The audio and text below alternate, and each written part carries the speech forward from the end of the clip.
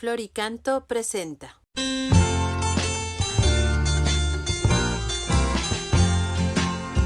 Qué bueno que una vez más nos encontramos aquí para reflexionar en la palabra de Dios y en otras cosas muy importantes. Como su obispo les invito a aprovechar estos momentos, iniciando así muy bien la semana y nutriendo nuestra persona de cosas que verdaderamente valen la pena. Del Santo Evangelio según San Juan. Cuando se acercaba la Pascua de los judíos, Jesús llegó a Jerusalén y encontró en el templo a los vendedores de bueyes, ovejas y palomas y a los cambistas con sus mesas. Entonces hizo un látigo de cordeles y los echó del templo, con todo y sus ovejas y bueyes. A los cambistas les volcó las mesas y les tiró al suelo las monedas, y a los que vendían palomas les dijo: «Quiten todo de aquí y no conviertan en un mercado la casa de mi Padre». En ese momento sus discípulos se acordaron de lo que estaba escrito: «El celo de tu casa me devora». Después intervinieron los judíos para preguntarle: «¿Qué señal nos das de que tienes autoridad para actuar así?». Jesús les respondió: «Destruyan este templo y en 3 días lo reconstruiré». Replicaron los judíos: 46 años ha llevado la construcción del templo, ¿y tú lo vas a levantar en 3 días? Pero él hablaba del templo de su cuerpo. Por eso cuando resucitó Jesús de entre los muertos, se acordaron sus discípulos de que había dicho aquello y creyeron en la Escritura y en las palabras que Jesús había dicho. Mientras estuvo en Jerusalén para las fiestas de la Pascua, muchos creyeron en él al ver los prodigios que hacía. Pero Jesús no se fiaba de ellos, porque los conocía a todos y no necesitaba que nadie le descubriera lo que es el hombre, porque él sabía lo que hay en el hombre. Palabra del Señor. A Cristo nuestro Señor, que acaricia a los niños en sus cabezas, que toca a los leprosos, que bendice a los enfermos. Yo creo que nos resulta muy difícil contemplarlo tomando en sus manos un látigo y, enojado y molesto, correr del templo a los vendedores. Este pasaje que hemos escuchado nos deja muchas enseñanzas.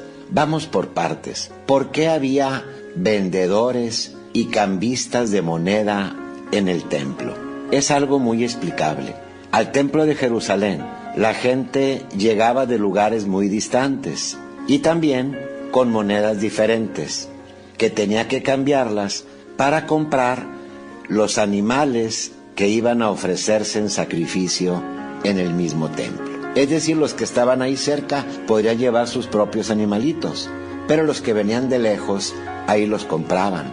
De tal manera que era muy lógico que hubiera vendedores ahí en los alrededores del templo.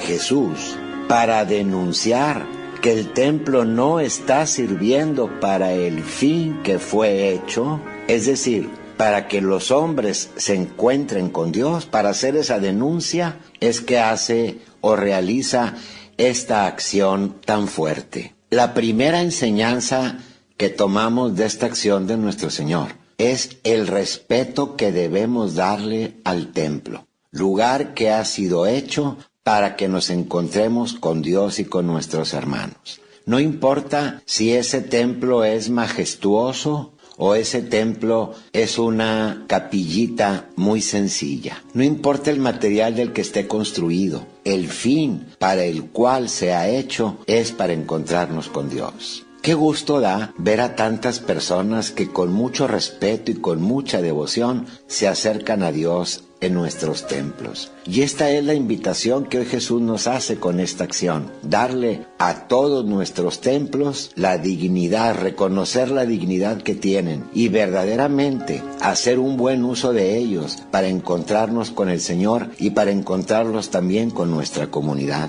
Vaya una felicitación muy sincera a todas esas personas que se encargan en nuestros templos y capillas de cuidarlas, de asearlas, de valorarlas. Una felicitación muy sincera también a todas las personas, que son la mayoría, que le brindan ese respeto y ese cuidado a nuestros templos. El segundo punto a considerar en este pasaje es también muy importante. Miremos bien, aquellos cambistas y aquellos vendedores de animales estorbaban a las personas para encontrarse con Dios. Hoy también podemos tomar como enseñanza de este pasaje del Evangelio qué nos estorba para encontrarnos con nuestro buen Dios. En el libro del Éxodo, un fragmento de este libro está como primera lectura en las misas de hoy. Se nos platica el momento en el que el Señor promulgó los mandamientos en el monte Sinaí. Y el Señor es muy claro al decirnos que debemos amarlo por sobre todas las cosas, con todo el corazón, con todas nuestras fuerzas, con todo nuestro ser. Nada ni nadie debe de estar por encima de Dios para nosotros.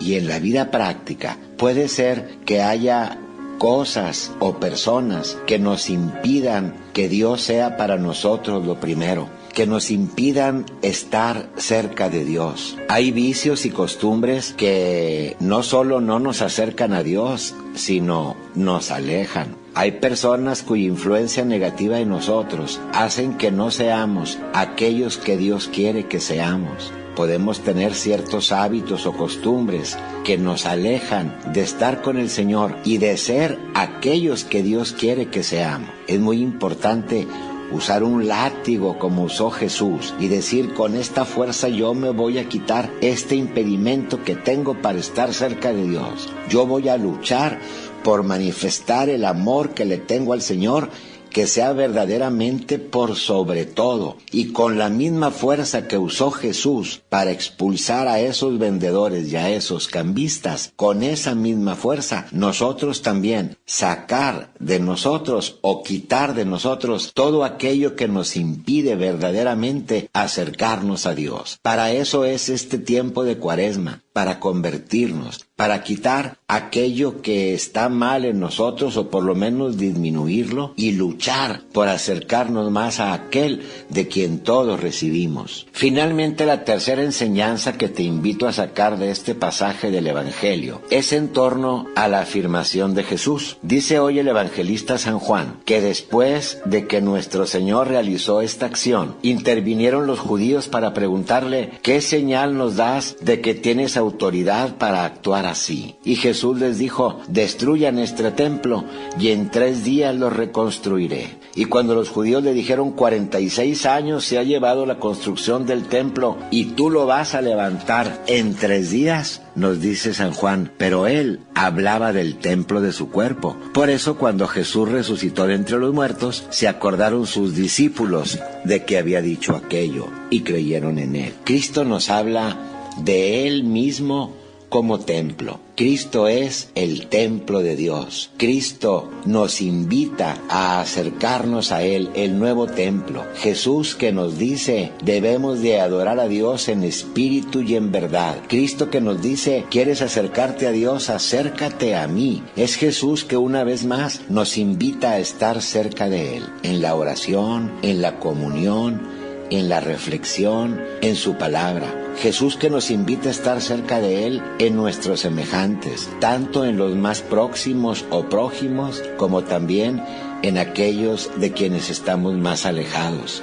Hermoso este tiempo de Cuaresma que nos brinda la oportunidad para acercarnos más a Cristo. Debemos de aprovecharlo y al Dios vivo que está entre nosotros acercarnos para vivir con Él este tiempo tan importante de la Cuaresma. Que con este ejemplo de la expulsión de los cambistas y de los vendedores, demos nosotros al templo la dignidad que tiene. Quitemos de nosotros todo aquello que nos estorba para acercarnos más a Dios y busquemos diferentes maneras y nuevas maneras de encontrarnos con Cristo, camino, verdad y vida. Que así sigamos teniendo una muy fructífera Cuaresma para llegar a una feliz Pascua de Resurrección. Mis hermanos, la reflexión que hoy les comparto se titula Carga tu saco. Hay una antigua leyenda acerca de 3 hombres, cada uno de los cuales carga 2 sacos sujetos a su cuello, uno al frente y el otro a sus espaldas. Cuando al primer hombre le preguntan qué hay en sus sacos, él responde: todo cuanto de bueno he recibido de parte de mis amigos y de mi familia, los guardo en el saco de atrás, ahí fuera de mi vista, y al poco tiempo los olvido. En el saco de enfrente contienen todas las desgracias que me han pasado, y en mi andar me detengo con frecuencia y las saco de este saco para examinar todo lo que me han hecho y me ha dolido en el corazón. Me concentro en ellas y dirijo mis sentimientos y pensamientos a mi pasado. En consecuencia, este hombre no ha logrado avanzar a lo largo de su camino, pues se detiene a contar las desgracias de su vida. Cuando al segundo hombre le preguntan qué era lo que llevaba en sus 2 sacos, él responde: en el saco de enfrente están todas las buenas acciones y todos los éxitos que yo he logrado. Continuamente yo me detengo y los saco para exhibirlos delante de los demás, para que los vean, los admiren y me aplaudan. Mientras que en el saco que llevo atrás contienen todos mis errores y mis pecados. Los llevo conmigo a donde quiera que vaya y nunca dejo por ninguna parte el saco de atrás, pues no quiero que nadie sepa de mis errores. En consecuencia, este hombre es un vanidoso que, por falta de humildad, no logra avanzar a lo largo de su camino. Al tercer hombre le preguntan también: ¿qué lleva usted en sus sacos? Él contesta muy orgullosamente: en el saco de enfrente llevo todas las buenas cosas que me han ocurrido en mi vida, todo lo bueno que me ha dado mi familia, mis amigos y las demás personas. Son los actos de bondad que no puedo olvidar, porque mi vida ha sido constantemente bendecida. Es un saco muy grande y la verdad está lleno, pero a pesar de que está lleno, no pesa, pues es como las velas de un barco. Lejos de ser una carga, me llevan a avanzar por mi camino. Por su parte, en el saco que llevo a mis espaldas, que también es muy grande, ahora se encuentra vacío, pues me di cuenta que pesaba demasiado, pues en él guardaba todas las cosas que me dolían, todas las cosas que me habían hecho otras personas.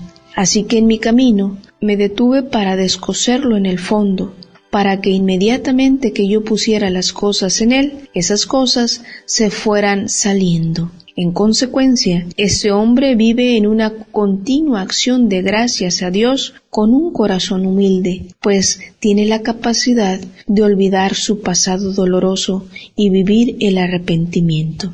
Así que este hombre, si logra avanzar tomado de la mano de Dios con su carga ligera.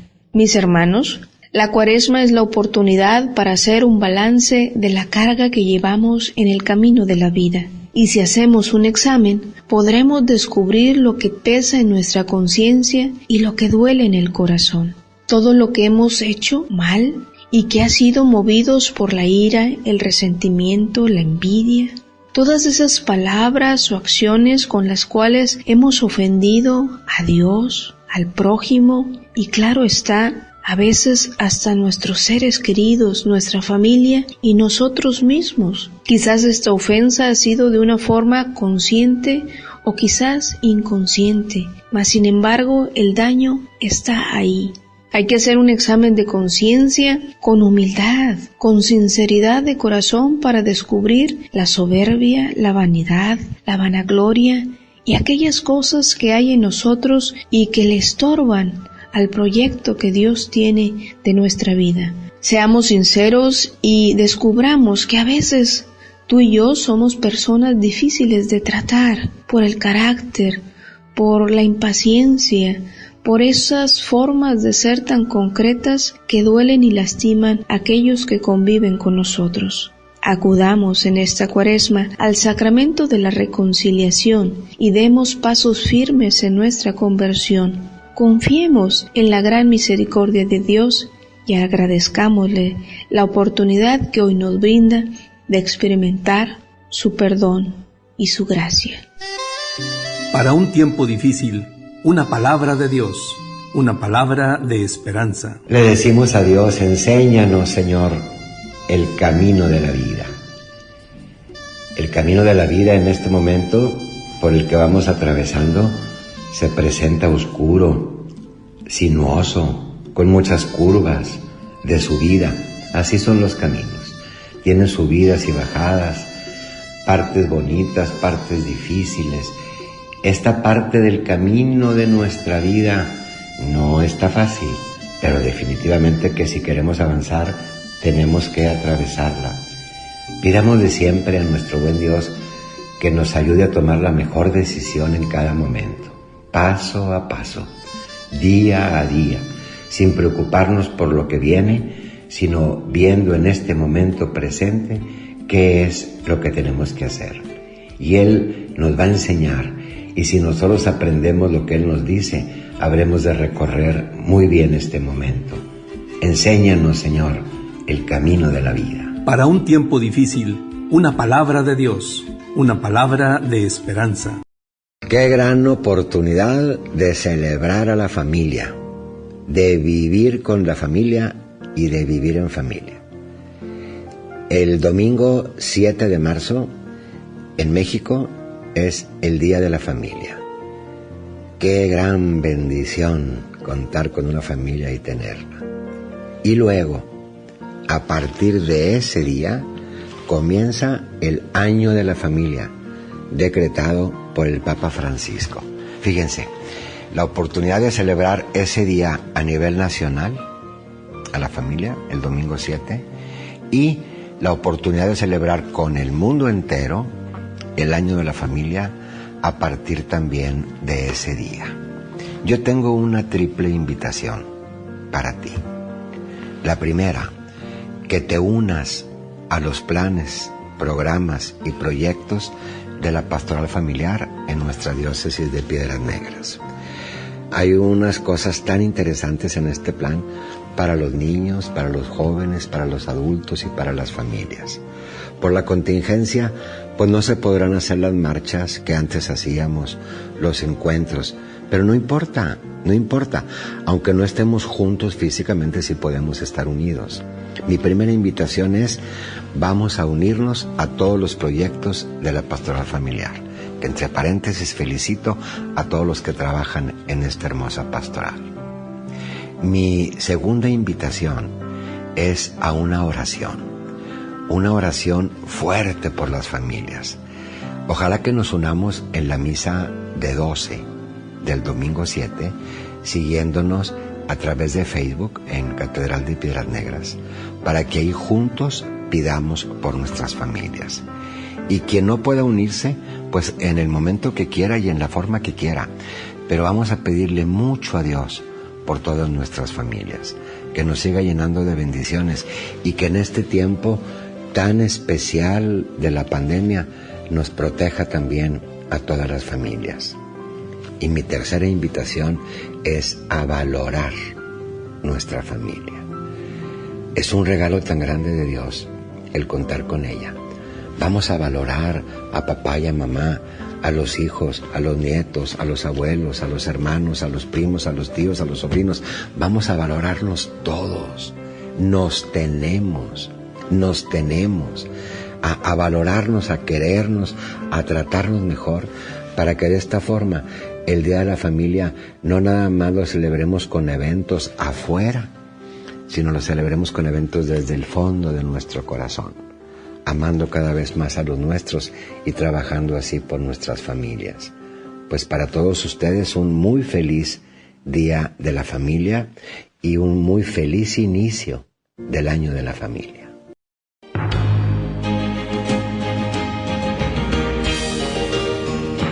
Qué bueno que nos han acompañado ustedes en este programa.